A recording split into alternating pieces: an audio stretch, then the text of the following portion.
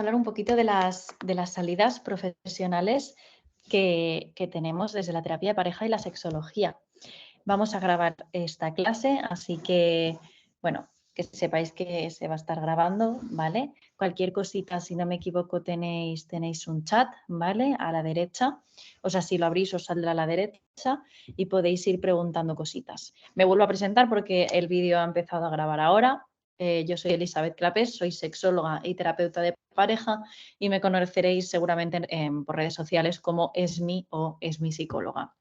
Soy la coordinadora o directora de este máster de AMIR, que es junto con la UDIMA, con la Universidad a Distancia de Madrid, y además también soy docente de este mismo máster.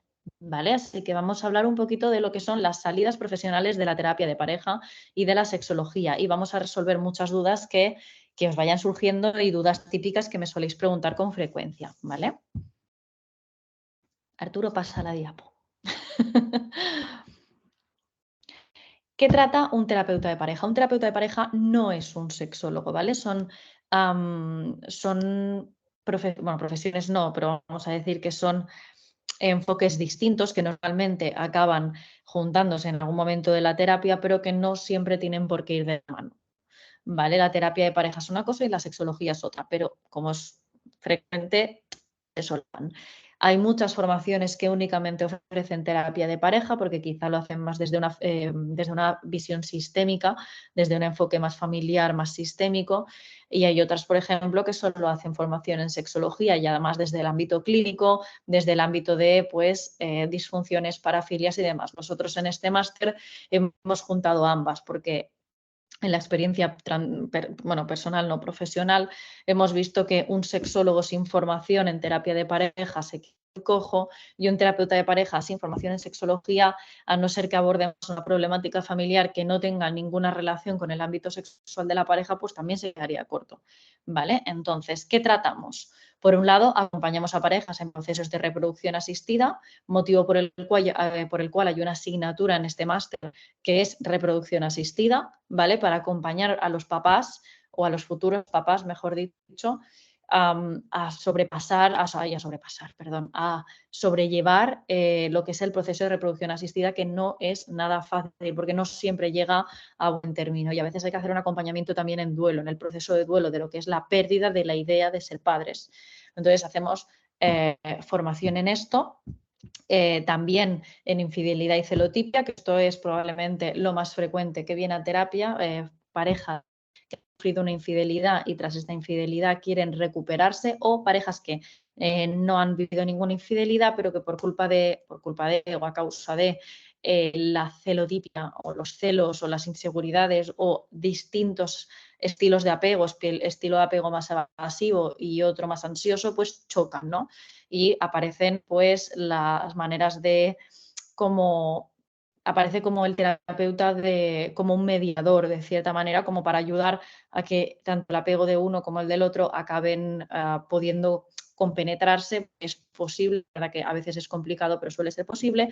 Y hablo mucho de apego porque muchas veces la celotipia viene de la mano del apego. Cuando no viene de la mano del apego de una persona con un apego más ansioso, viene de la mano de hemos sufrido una infidelidad hace un tiempo y entonces esto es como la celotipia no es exactamente el problema, sino que de raíz el problema viene a ser que vivieron una infidelidad y aún no confían. También sucede que esto, no sé si decir que es la mayoría de los casos, por desgracia, que viene la persona que supuestamente tiene el problema diciendo es que soy muy celosa y cuando indagas un poquito en la historia dices, claro, es que no tienes ningún motivo para confiar en tu pareja porque has visto que tontea con otras personas, que la primera vez que te pone los cuernos. Entonces, como que también enfocamos mucho al tratar la celotipia, pero con otras asignaturas tratamos el que entendáis la raíz del problema más allá de lo que es la superficie, ¿no? Porque si solo tratamos el síntoma, se seguirá apareciendo en el futuro del paciente. O sea, te va a venir por un problema de celotipia, tú vas a intentar abordar la celotipia y no va a mejorar o va a mejorar, pero unos meses va a estar igual. Entonces, vamos bastante a la raíz del problema, ¿vale? Pese a que obviamente hay una asignatura de celotipia pura y dura. Estilos de apego, como he dicho, son gran parte de los problemas de pareja, que tienen estilos de apegos distintos. Y la asignatura de estilo de apego y de dependencia emocional son asignaturas diferentes, pero que van seguidas porque evidentemente están solapadísimas. Un estilo de apego más desde la inseguridad, ¿no? Un estilo de apego ansioso tiende mucho más a la dependencia emocional. Entonces, las asignaturas son por separado, pero van seguidas porque van de la mano. Esto es muy típico, el motivo de consulta de cuando yo quiero hablar, mi pareja no está disponible, o sea, no está disponible en el sentido de que cuando quiero hablar sobre algo que puede que le incomode, se va de casa y tienes que ayudar un poquito a gestionar la comunicación entre ellos. La verdad que suele haber bastante éxito terapéutico porque al final, normalmente cuando vienen a terapia, hay la mayoría de las ocasiones, diría yo que el 80% de las ocasiones son personas que quieren trabajar en la relación. Sí que es verdad que hay un porcentaje que también te dice que es el último intento que hacen y ahí sí que suele haber más separaciones, ¿no? Pero en general, cuando vienen por estilos de apego distintos o porque uno es muy dependiente y el otro se agobia y tal, podemos llegar a un equilibrio, a no ser que haya uno de los dos que sea foco de problema. Cuando digo foco de problema me refiero a infidelidad, mentiras, maltrato psicológico, que os lo vais a encontrar así. En terapia de pareja yo siempre digo que lo que primero hay que discernir es entre si uno de los dos es agresor y el otro es víctima, o ambos agresores. Ojo, cuidado, que también lo hemos visto. Pero vemos más claro lo de agresor-víctima. En el caso de que haya agresor-víctima, ya sea por maltrato físico, psicológico, sexual, o los tres o dos, da igual, yo no soy partidaria de hacer terapia de pareja. De hecho, os diría que nadie debería serlo. Nos lo hemos encontrado en más de una ocasión, que ya no se trata de un estilo de apego evitativo, no se trata de irresponsabilidad afectiva, sino que se trata de efectivamente maltrato.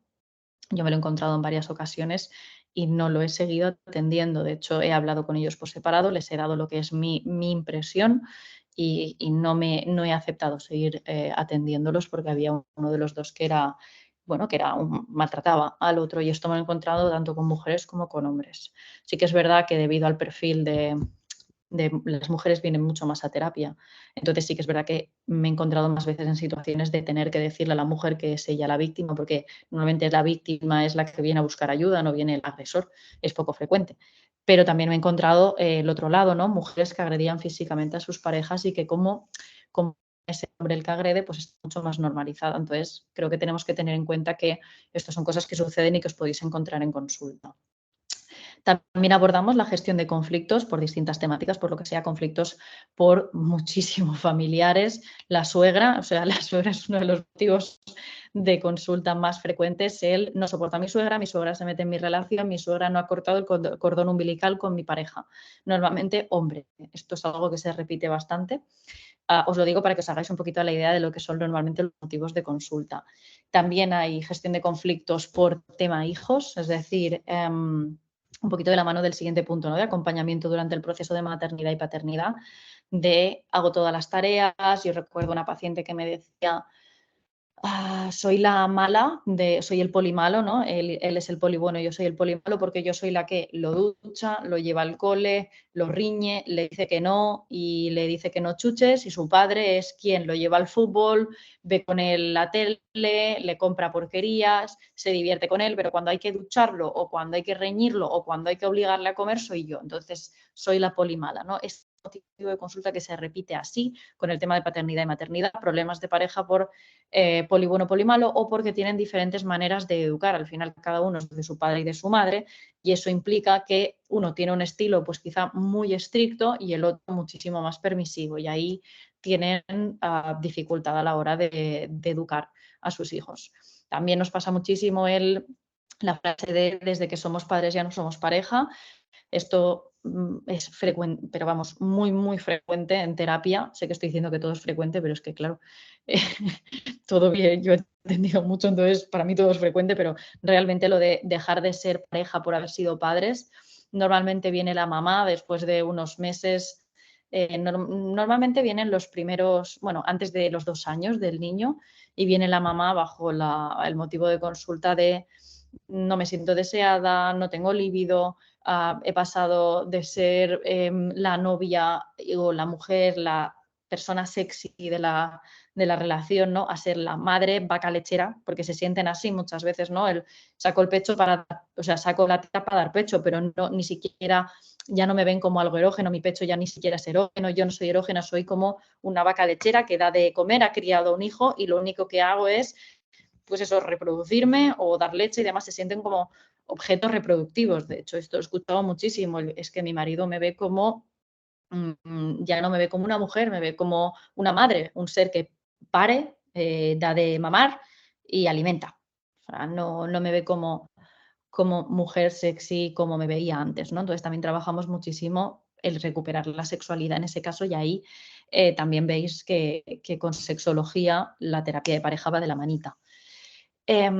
Rupturas de pareja y procesos de divorcio, también gestionamos los terapeutas de pareja. Esto no os lo encontráis tanto. Las personas que pasan por un proceso de divorcio generalmente, a no ser que tengan hijos, no suelen venir a terapia de pareja, se tiran los trastos a la cabeza y no buscan ayuda para hacerlo de una mejor manera. Pero de manera individual, como terapeuta de pareja, sí que gestionas muchísimo las rupturas, pues las rupturas de pareja son un motivo de consulta muy frecuente porque se pasa tremendamente mal.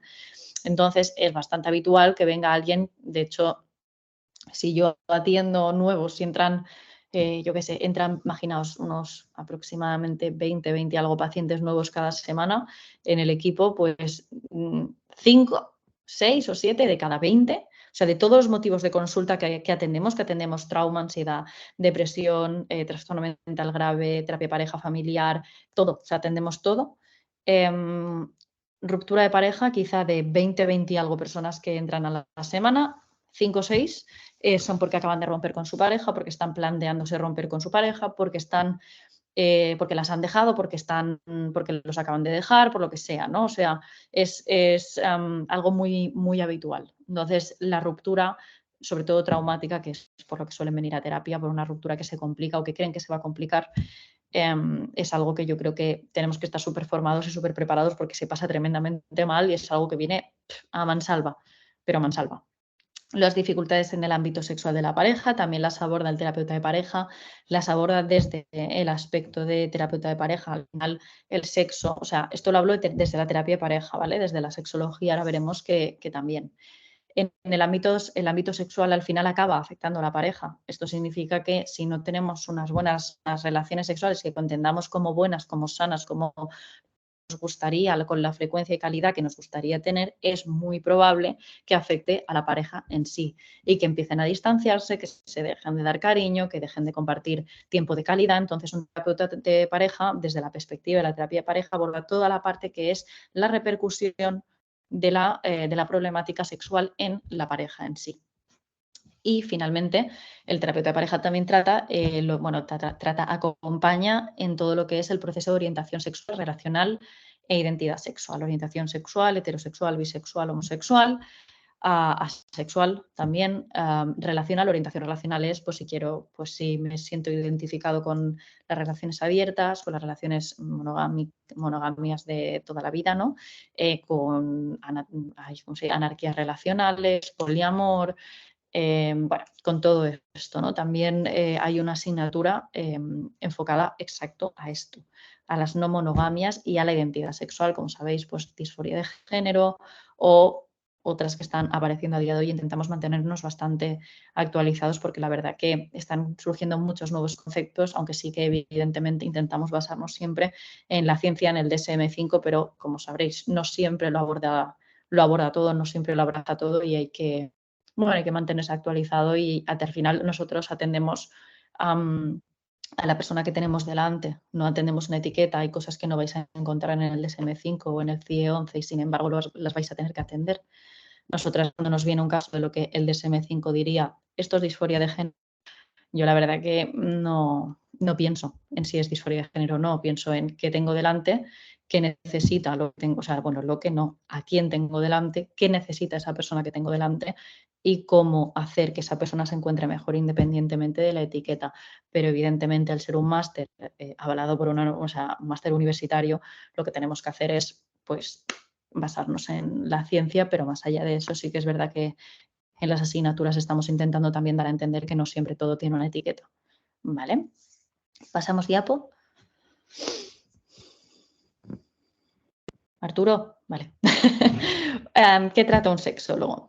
Pues un sexólogo trata las disfunciones sexuales femeninas, como pueden ser el vaginismo, deseo sexual hipoactivo, dispareunia, ¿vale? Y las masculinas, disfunción eréctil, eyaculación precoz. Si yo ahora os pregunto cuáles creéis que son las que más vienen con frecuencia a consulta, seguramente me diréis que vaginismo y disfunción, deseo sexual hipoactivo. Y si yo os pregunto quién creéis que viene con el deseo sexual más bajito, me diréis las mujeres. Pues yo os diré que en consultas vais a encontrar más deseo sexual bajito en hombres, al menos bajo mi experiencia y la de mis compañeras. Y no tanto vaginismo, sino muchísima más disfunción eréctil y eyaculación precoz. Es algo que a mí me sorprendió, pensé que como las mujeres venían más a consulta, serían las que venían demandando pues, problemas de vaginismo, de dolor durante las relaciones sexuales, de deseo sexual bajo y por una parte entiendo que la dispareunia, que es el dolor antes, durante y después de las relaciones sexuales, no viene tanto a consulta porque creo que muchas mujeres han normalizado el dolor en el sexo y eso hace que piensen que no necesitan ir a terapia porque es normal, ¿vale? Por otra parte, también creo que la disfunción eréctil de eyaculación precoz, aunque esté bastante invisibilizada, creo que son cosas que suceden muchísimo y que hasta que no pasas consulta no te das cuenta de la gran demanda que hay de estas problemáticas. Y el deseo sexual hipoactivo, muy contrario a lo que yo me esperaba de que fuera la mujer la que viniera por esto, me lo encuentro sobre todo en hombres. Es decir, mujeres o parejas que vienen por deseo sexual hipoactivo en él, ¿vale? O incluso él solo. Por recomendación de su mujer, sí, pero él solo. Nosotras lo que hacemos, nosotras sí realmente trabajamos todas de esta manera, lo que solemos hacer es que cuando en la primera consulta solo viene uno de los dos, yo siempre pregunto que por qué no está el otro. Y a veces te dicen, no, porque el problema lo tengo yo. Es decir, el deseo sexual bajo lo tengo yo, los celos los tengo yo, la eyaculación precoz la tengo yo, el vaginismo lo tengo yo, entonces como el problema lo tengo yo, vengo sola a terapia. Bueno, yo siempre recomiendo que vengan ambos o que los entrevistemos por separado para ver cómo lo percibe cada uno y sobre todo porque vamos a intervenir con los dos. Hay muchos terapeutas de pareja y sexólogos que son más partidarios de siempre hacer la terapia de pareja juntos, es decir, quizá hacer una entrevista individual a cada uno y luego juntarlos siempre y trabajar juntos siempre. Yo, la verdad, en mi experiencia, que tampoco es muy amplia porque como veis soy muy jovencita, pero mi experiencia como terapeuta de pareja me dice que trabajan mucho mejor por separado. Es decir, yo la sensación que tengo es que cuando están juntos ni son todos los sinceros que deben ser, discuten con muchísima más frecuencia, no hay transparencia, hay más silencios incómodos, no fluye todo de la misma manera. Al final sois tres personas de las cuales dos tienen un problema y tú estás en medio. Es mucho más fácil atenderlos, a mi parecer, esto lo dejo como que vosotros al final ya con la experiencia veréis, ¿no? Pero a mi parecer lo mejor es entrevistarlos juntos, ver cómo se relacionan entre ellos y empezar a atenderlos por separado y trabajar la relación por separado, juntarlos de vez en cuando, pero yo siempre he sido partidaria de atender por separado y sí que es verdad que no soy la única terapeuta de pareja que lo prefiere hacer así, otros lo hacen siempre juntos, esto es up to you, ¿no? Depende de lo que quiera cada uno. Un sexólogo también aborda parafilias, ¿vale? Pero esto no os lo vais a encontrar casi nunca en consulta. De hecho, yo he tenido voy a decir mala suerte, porque fueron los primeros casos que atendí que no me los... O sea, fue como que al final no me lo esperaba y la verdad que de los primeros 10 casos, quizá de los primeros 10, 4 fueron parafilias. No me he vuelto a encontrar nunca más y de hecho en el equipo tenemos 700 pacientes no, 700 se me ha ido, bueno, 700, 600 pacientes aproximadamente y no hemos atendido parafilias, te quiero decir, o sea, es muy poco frecuente. De 600 pacientes que habremos atendido, uno será parafilias, dos tendrá una parafilia. Pero en cambio yo, sin embargo, sí que es verdad que cuando empecé a trabajar tuve que supervisar y tuve que pedir ayuda porque me encontré más de las que me encontré un montón de parafilias con, sobre todo, parafilias bastante, claro, es que complicadas, con mucho trasfondo, ¿no? Que puse algunos ejemplos en el máster, pero en las clases de parafilias, pero bueno, casos desagradables, ¿no? De que hay que tener estómago. Al final tenemos que tener en cuenta que la pedofilia es una parafilia y en clase cuando yo fui alumna de este máster, muchas personas decían, no, yo a un pedófilo no lo atiendo. Pues esto, cada uno tiene unos límites, ¿no? Y cada uno decide lo que atiende y lo que no. Yo, por ejemplo, sí los atendería, ¿vale? O sí los sí, o sea, no tengo ningún problema, no voy a decir que lo apoyo ni de broma, ¿no? Pero yo soy de la perspectiva de que necesitan ayuda, son personas que si no ayudamos van a seguir, pedófilo, el que no delinque, pederasta, el que sí lo ha hecho, vamos a diferenciar, ojo, que es distinto. Yo soy partidaria más de la opinión de que si no trabajamos desde la raíz del problema, esto va a seguir sucediendo, podemos ser preventivos, pero también tenemos que intervenir en lo que es el agresor. Entonces, yo sí soy partidaria de atenderlos, yo sí me he prestado a atenderlos, pero no todo el mundo. Entonces, cada uno tiene sus límites, ¿vale? Y está bien. Os vais a encontrar de todo. O sea, no porque no suelen venir. Pero si os pasa como a mí, que con toda la mala suerte mis primeros casos fueron así, pues os vais a encontrar de todo, desde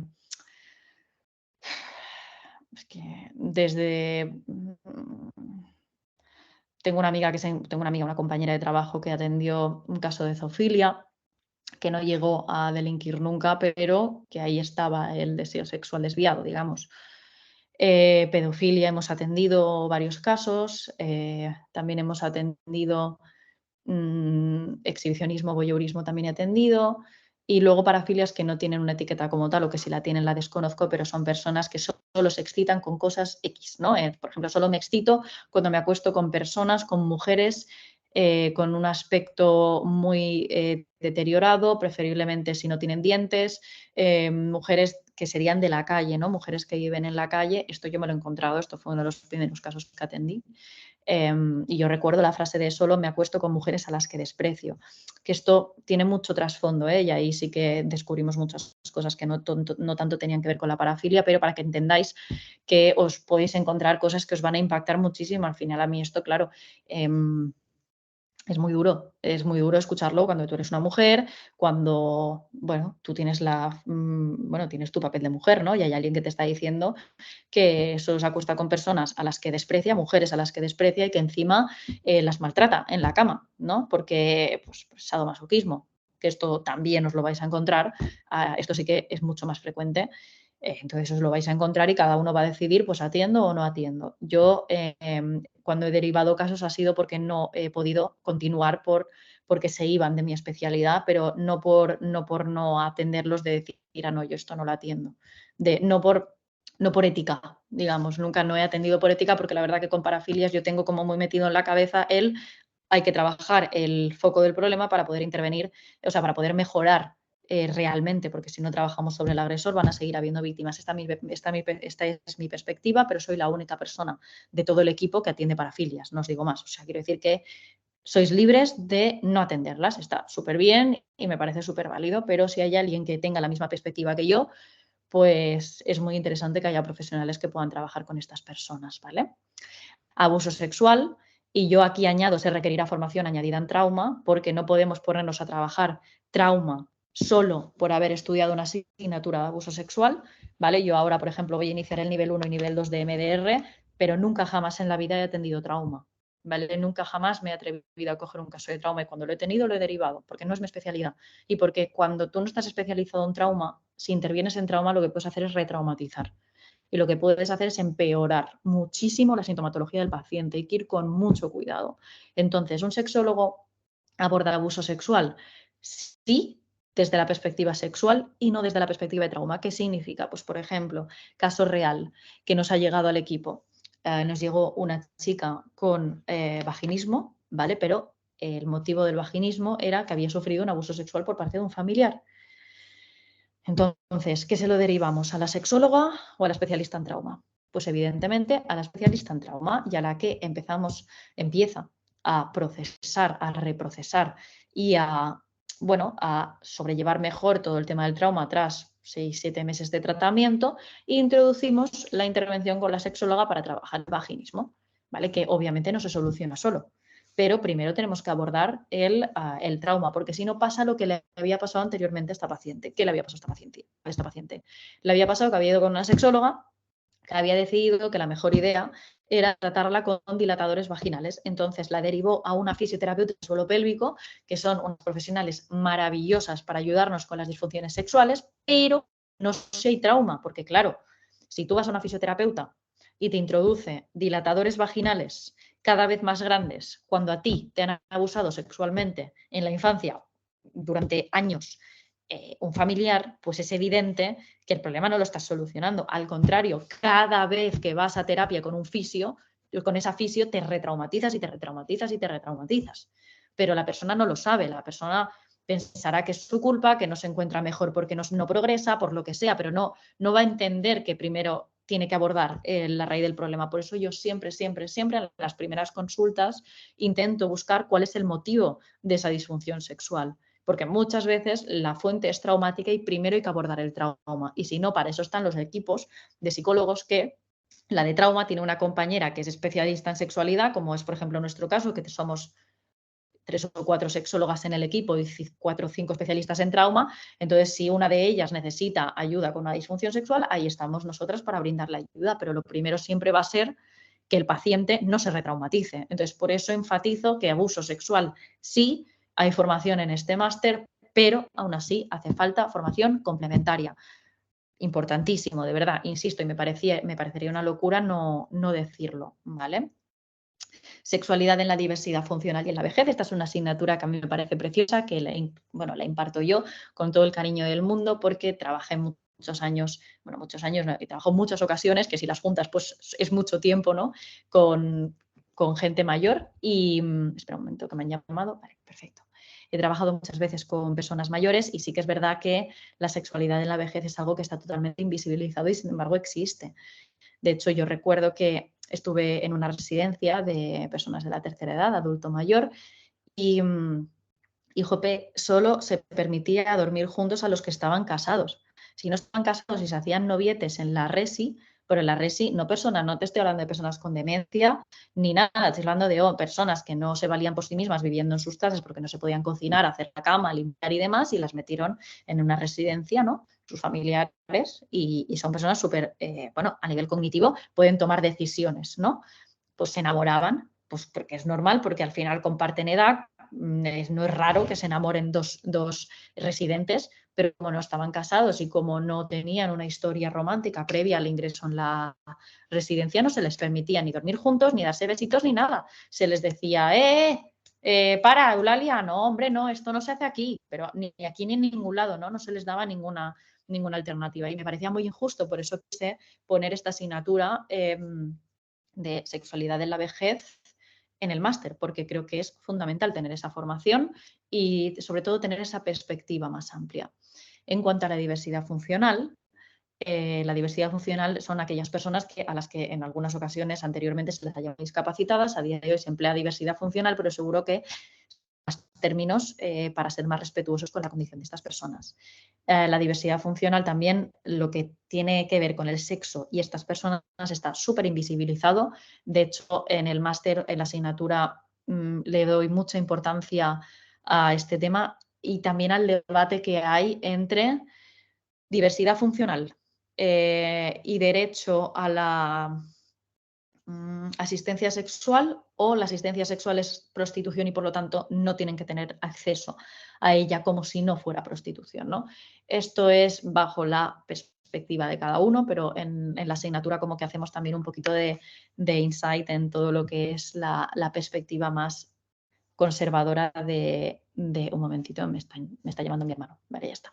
Y no sé si pasará algo, pero bueno, es que... Vale.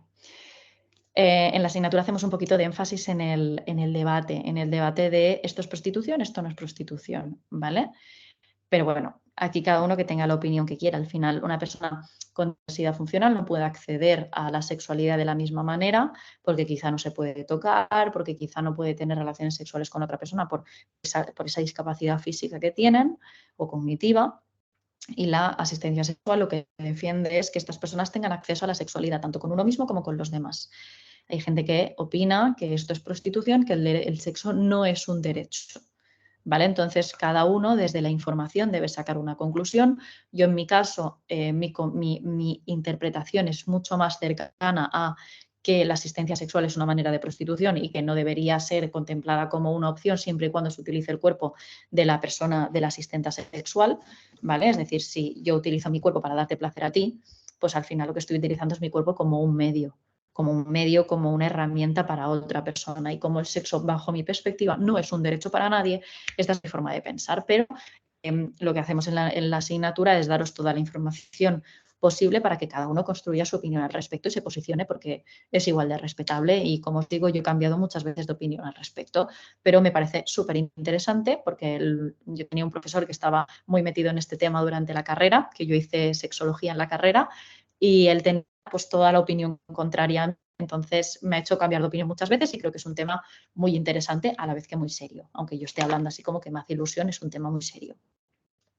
Autoconocimiento sexual también lo abordamos los sexólogos porque van a venir muchísimas personas a consulta diciéndoos que no han llegado nunca y no se trata de una anorgasmia, ¿vale? Se trata de falta de educación sexual, de que no por educación más religiosa, por un colegio más católico, o sea, por un colegio más conservador, no necesariamente católico, en los que los han separado por mujer o hombre, pues no han acabado desarrollando su sexualidad con normalidad, digamos, ¿no? Entonces, o sí, pero durante la adolescencia han estado centrados mucho, esto me ha pasado, muy centrados en el deporte, cuando ha llegado a la adultez, pues han visto que no iban al mismo ritmo que otras personas de su edad, ¿no? Falta de conocimiento, incluso para mí los casos más bonitos y más que llegan con estos temas son las mujeres de 60 a 80 años que vienen y dicen nunca he tenido un orgasmo y quiero tenerlo, ya que mi marido falleció hace 10 años, hace 20, hace 5 o que me he separado. Tengo muchísimas mujeres mayores de 60 años recién separadas, lo cual me encanta porque son mujeres que vienen estando aquí y se van estando aquí, quiero decir, mejoran muchísimo. Y trabajar la sexualidad de estas mujeres es maravilloso, de ahí también sexualidad en la vejez es importante, no siempre desde la perspectiva de pareja. Para mí, quizá estas pacientes son mis favoritas. Bueno, no son exactamente mis favoritas, pero sí. Pero bueno, no hay favorito, ¿no? Pero que son un perfil súper bonito, ¿no? Y súper agradecidas y aprendes mucho de ellas y ellas de ti y es muy bonito todo. Educación sexual. Es algo que también da, bueno, un poquito de la mano del autoconocimiento sexual y las dificultades sexuales en pareja. Pues no nos entendemos. Hay personas que te vienen y te dicen, amo a mi pareja me ama a mí, nos llevamos súper bien, conectamos en todos los ámbitos, pero en el sexual no. Entonces hay que ayudar a esas dos personas a que conecten a nivel sexual. Esto sucede cuando cada una viene de una relación súper larga y han desarrollado una manera de relacionarse sexualmente con esa persona determinada y el otro con la otra, como cada uno de su padre y de su madre, pues igual. Entonces, a veces hay que ayudarles a conectar a ese nivel, ¿vale? Pasamos. Se me ha olvidado poner en el PowerPoint que también os van a venir víctimas de violencia de género, pues esto entraría un poquito en trauma, ¿vale?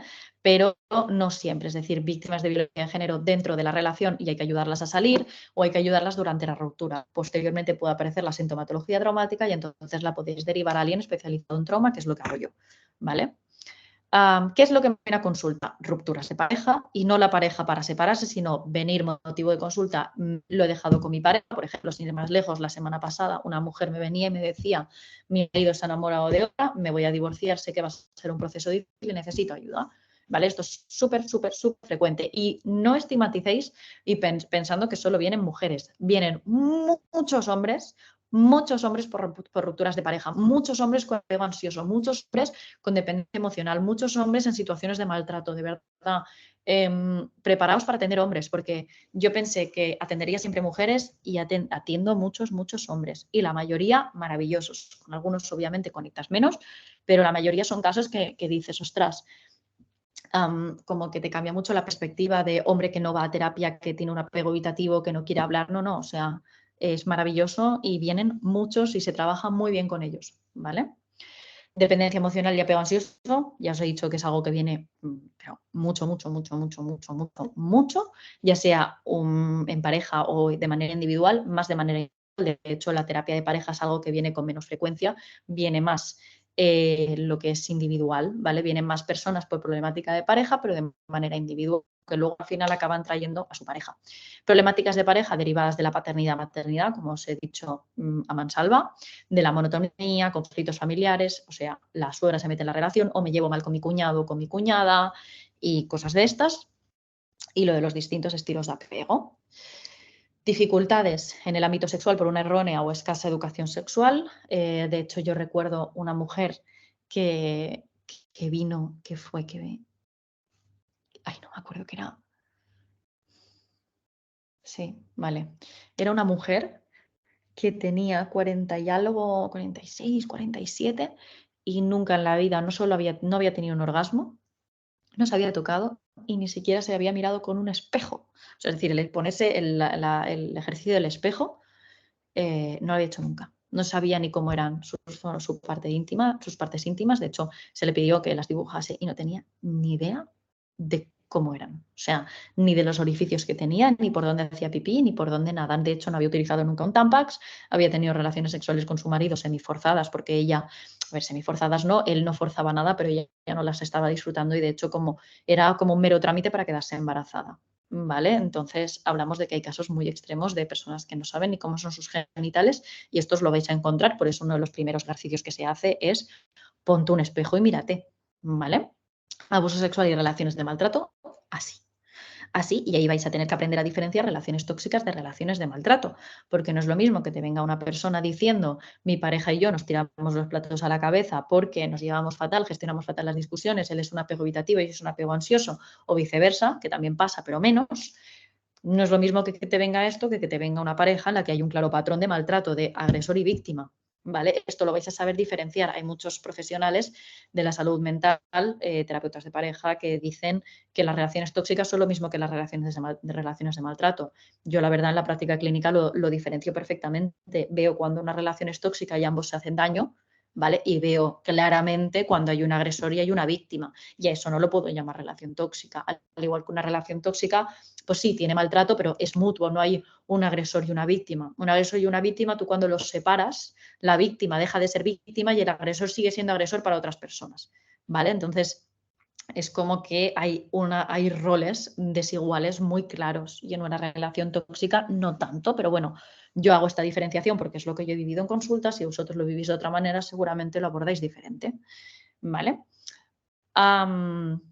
Disfunción eréctil, bueno, me queda por abuso sexual y relaciones de maltrato, y disfunción eréctil y eyaculación precoz, como os he dicho, vienen muchísimo más que vaginismo, dispareunia, incluso más que deseo sexual hipoactivo, que nosotros creemos que hay muchísimo deseo sexual bajito y no es verdad. O sea, sí es verdad, pero hay mucha más disfunción eréctil y eyaculación precoz que suelen ir de la manita, ¿vale? ¿Por qué? Porque un día tengo un gatillazo, lo que viene a ser que no consigo la erección o la consigo y se me baja o no es suficientemente fuerte como para llevar a cabo una penetración, ¿vale? Y por lo tanto ya no puedo tener relaciones sexuales con normalidad, es porque cada vez que va a suceder pienso me va a pasar todo lo que es el rol del espectador y demás, y la ansiedad de que entra esta persona, obviamente, una ansiedad de ejecución, de decir, ostras, tengo que dar la talla y no la voy a dar.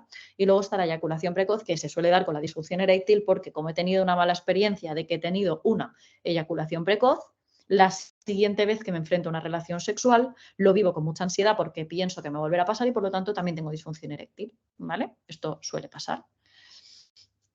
Pasamos diapositiva. Preguntas frecuentes. Sin el máster habilitante se puede ejercer, sin el máster general sanitario. El máster general sanitario os hará falta para todo aquello que requiera un diagnóstico, es decir, parafilias, depresión, ansiedad, etc., etc., etc. ¿Vale? Ansiedad no como síntoma, sino como patología, psicopatología en sí, y depresión no como sintomatología de estar triste, sino como su depresión en sí. Entonces, ¿puedo trabajar problemática de pareja sin el máster general sanitario? Sí, pero tú y tu bisabuela. ¿Por qué? Porque la terapia en sí, que no clínica, no la psicología sanitaria en sí, sino la terapia, el hacer de terapeuta de pareja, lo puedes hacer tú y lo puede hacer cualquier persona, por desgracia, porque no está regulado en España. Y yo os tengo que decir la verdad, y la verdad es esta, no está regulado y por lo tanto terapia de pareja siempre vais a poder hacer, trabajar la autoestima de la persona, vais a poder trabajar todo lo que no tenga un diagnóstico como tal. Si no existe un diagnóstico como tal de trastorno por estrés postraumático, depresión, una parafilia, qué sé,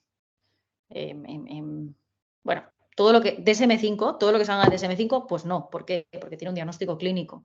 Pero lo que no tenga un diagnóstico clínico y sea una terapia más intervención en gestión de conflictos, trabajar autoestima, apego en el caso de que no haya trauma, que ojo aquí, cuidado, porque es que hay muchas cosas que se solapan, ¿no? Que hay veces que yo he atendido, yo que sé, que he estado atendiendo algo que lo que yo consideraba en un principio, lo que parecía en un principio era no sé, problemas de apego y había un trauma de fondo tremendo, entonces tienes que derivar en ese caso, si tú no tienes trauma o si tú no tienes el máster habilitante, ¿vale? Entonces hay muchas cosas que vas a poder atender, pero hay otras tantas que no, ¿vale? ¿El formato online funciona en casos de terapia de pareja? Sí, funciona, pero como os digo, mi perspectiva es intervenir en separado. Siempre he trabajado, bueno, siempre no, empecé trabajando en pareja porque es lo que me enseñaron, pero luego la verdad que me funcionó muchísimo mejor por separado y luego irlos juntando en función de cómo evolucionaba la terapia. Entonces, ¿el formato online funciona en pareja? Sí, sí, sí. Lo único que hay que controlar un poquito las subidas de tono, lo que se cabreen y tal. Hay que ir controlando si los tienes a los dos a la vez, aunque claro, presencial es lo mismo.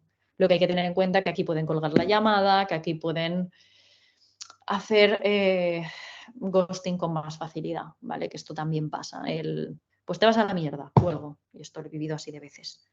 Pero bueno, son cosas que pasan. Luego normalmente una llamarse, una la llamada, pones límites, esto no lo puedes hacer, la sesión dura una hora y media, bueno, trabajas un poquito esta parte, pero es más fácil que pase esto, pero funciona igualmente. Yo he trabajado súper bien de manera online, igual que presencial, la verdad, no he notado ninguna diferencia. ¿Hay demanda suficiente como para poder vivir de ello? Toda la vida. O sea, demanda, yo no tengo otra especialidad, no digo más, y trabajo no me ha faltado nunca.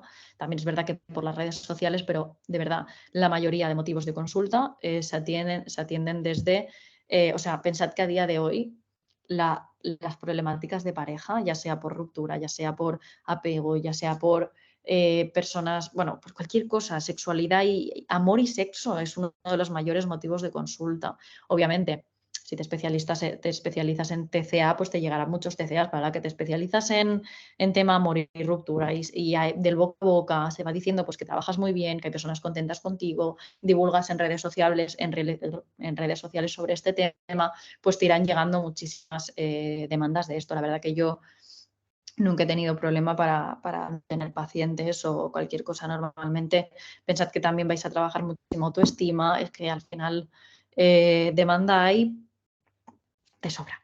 O sea, por eso no os tenéis que preocupar porque haya mansalva. De lo que puede que nos encontréis tanta demanda es de parejas que vienen a terapia los dos y que cogen terapia de pareja. Normalmente vienen por separado, ¿no? En plan, yo tengo problemas con mi novio, pero vengo yo sola a terapia. Bueno, o tengo problemas en mis relaciones, repito siempre patrones. Bueno, ¿vale? Y si la pareja no tiene opción, se lo podemos decir. Esta es una pregunta que hice yo y por eso la he puesto, porque me ha parecido interesante. A mí me dijeron en el máster que no, que los terapeutas de pareja estamos para remar siempre a favor de la relación. Yo en varias ocasiones he dicho, tenéis que dejarlo, porque ha habido maltrato de por medio o porque no hay amor o porque uno de los dos me ha verbalizado algo que a mí me impide continuar con la terapia y me impide continuar con la perspectiva de que esas personas van a continuar juntas. Y no hablo de infidelidad, hablo de, por ejemplo, caso real. Considero que mi pareja es una mala persona, no quiero estar con ella, no quiero seguir con ella, porque realmente ella quiere ser madre, yo no quiero ser padre, pero porque quiero ser padre, pero no con ella porque es una mala persona, no quiero que mis hijos se parezcan a ella. Me habló muy mal de su pareja y realmente fue un discurso que mantuvo durante las sesiones y era una pérdida de tiempo que yo siguiera teniendo a esta pareja en terapia de pareja, cuando uno de ellos pensaba, y no le faltaba razón, que su pareja era mala y efectivamente su pareja era bastante dañina. No hablaríamos de sí hablaríamos de una relación de maltrato, pero no había tanta desigualdad como la forma de ser de ella, que era una persona pues muy egoísta, que no le importaba hacer daño, que no, bueno, miraba únicamente por ella y lo trataba como cualquier trapo, ¿no? Entonces, pues yo aquí sí que en algunas ocasiones así me he visto obligada a decir, oye, mira, yo no os puedo ayudar más porque mi concepto es este, os puedo derivar a otra compañera que quizá os pueda ayudar, pero igualmente mi impresión es esta. Y sería deshonesto por mi parte seguir atendiendo, sacándose el dinero cuando ni siquiera yo tengo fe en la terapia. No se lo digo así, obviamente, se lo digo con muchísima más delicadeza y muchísimo más tacto, pero se lo digo, porque lo primero es que tú no tienes que ir a sacar el dinero a la gente ni a darle falsas esperanzas, ¿vale? A ver, pasa diapo. Pues hasta aquí ha llegado mi presentación. No sé si tenéis dudas, las podéis poner en el chat de la reunión, si tenéis dudas sobre lo que sea. Yo mientras escribís dudas, si tenéis y si no, pues nada, os diré que ha sido un placer, que este máster lo hemos hecho con mucho cariño, que tenemos desde profesores que son médicos, son biólogos, psicólogos, hay especialistas en trauma, en terapia de pareja, en sexología. Contamos con un equipo bastante amplio y de hecho multidisciplinar. Os podéis apuntar al máster. Ahora estamos viendo cómo hacemos lo del año que viene, a ver cómo salen las matrículas, pero a día de hoy os podéis apuntar al máster, ¿vale? Actualmente la matrícula está abierta.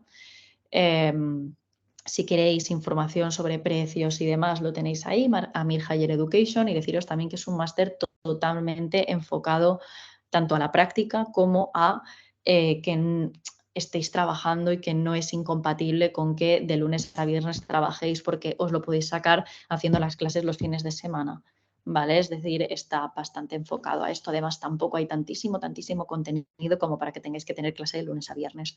Con que le echéis un día a la semana para hacer la clase y estudiar y demás y luego hacer el examen, vais a poder sacaros el máster. Siempre os digo que este máster está para disfrutar, para pasárnoslo bien, para aprender, para enriquecernos, pero no para sufrir. No es un máster al que se venga a sufrir, ni siquiera es un trámite como el máster general sanitario, que muchos os habéis dado cuenta de que entras y sales igual y aprendes poco, ¿no? Yo hice la formación PIR y la verdad que sí me enriquecí muchísimo, pero he hecho otros másters que he entrado y he salido igual, porque o sea, hay másters pues, como genial sanitario que es habilitante, pero terapia de pareja y sexología no es habilitante. Y por lo tanto, al no ser habilitante, no es algo que os vayamos a estrangular porque tengáis que llegar a X. No, es un máster que hacéis porque os gusta, porque queréis aprender, porque lo disfrutáis y porque venimos aquí a ser buenos terapeutas de pareja y sexólogos, así que no os preocupéis que no es un máster para torturar a nadie. María me pregunta si me puede escribir por privado. Sí, me puedes escribir por privado, por supuesto, por Instagram. Podrías hablar de las prácticas dentro del máster. Las prácticas, no hacemos prácticas con pacientes, hacemos prácticas mediante sesiones clínicas. Es decir, los profesionales, bueno, todos los profesionales, los profes, hemos elegido las asignaturas más importantes y hemos dedicado sesiones clínicas a esas asignaturas. Es decir, en directo resolveréis casos clínicos reales, ¿vale?, con esa profesora especializada en esa asignatura. Os presentará casos clínicos y los desarrollaréis en la clase, ¿vale? Por ejemplo, yo he desarrollado los de violencia de género, hay otra que desarrolla los de disfunciones sexuales femeninas, otras que lo hacen con las masculinas y demás, ¿vale? Y hacéis pues un poquito de role-playing y demás en las sesiones clínicas con ellas, pero no hay prácticas porque es un máster totalmente online, ¿vale? Si tenéis alguna duda más, es el momento de dejarla aquí. Pondrán la bolsa de trabajo. No es un máster oficial, es un máster propio. Por lo tanto, considero que no. Preguntadlo porque no soy la persona que más información tenga sobre esto, pero yo entendería que no. Es un máster propio como la mayoría de másters, o sea, como la mayoría de másters que no son oficiales, ¿vale? Es un máster formativo, al final es un máster que tú haces para poder ejercer como terapeuta de pareja y sexólogo con una formación amplia y poder hacer tu trabajo bien.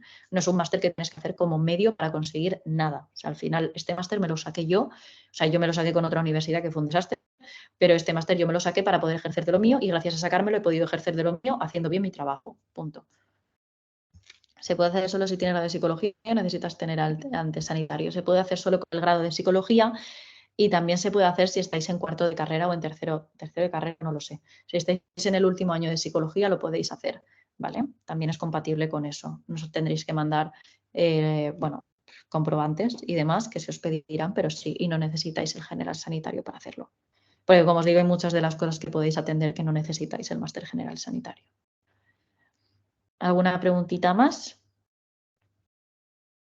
Si os quedan dudas por el máster, os recomiendo que escribáis @amirhighereducation, lo tenéis aquí abajo a la izquierda, en Instagram y os van a resolver dudas. También lo podéis hacer por email sin ningún problema.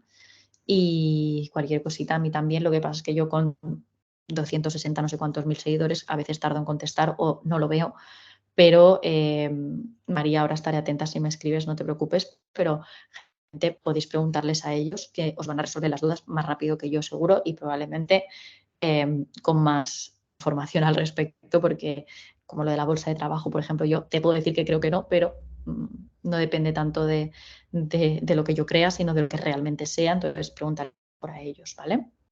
Entonces, chicos, veo que no hay más preguntas. Ha sido un placer estar aquí con vosotros. Gracias por el interés. Os mando un achuchón enorme. Os deseo lo mejor. Podría ser útil en el papel orientadora escolar.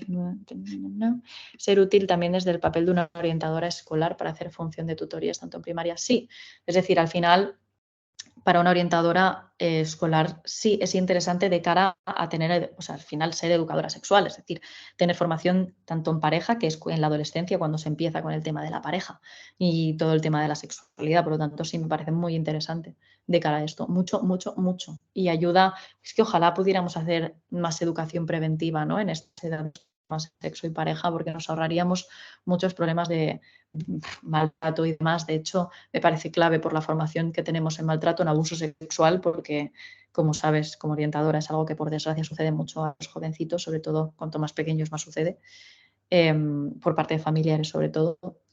Eh, me parece, sí, una formación muy interesante de cara a ser orientadora, siempre y cuando seas orientadora desde la psicología, porque solo pueden acceder psicólogos a este máster, ¿vale?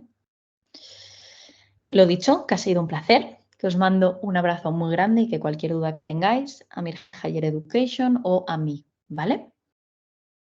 Os mando un besito enorme y muchas, muchas gracias por estar aquí. Chao.